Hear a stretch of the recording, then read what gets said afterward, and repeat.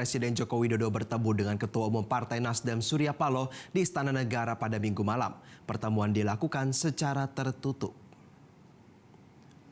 Ketua Umum Partai Nasdem Surya Paloh tiba di Istana Negara pada pukul 18:45. Tidak ada terlihat pengawalan polisi yang menyertai kendaraan yang membawa Surya Paloh. Surya Paloh diketahui hanya seorang diri bertemu dengan Presiden Joko Widodo.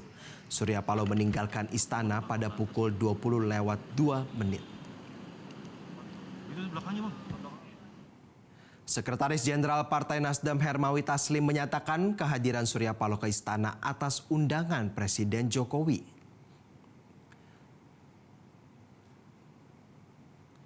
Sementara itu, Koordinator Staf Khusus Presiden Ari Dwi Payana menyatakan pertemuan sebagai silaturahmi yang membicarakan agenda kebangsaan seperti menghadapi berbagai tantangan global termasuk dinamika politik dan pemilu.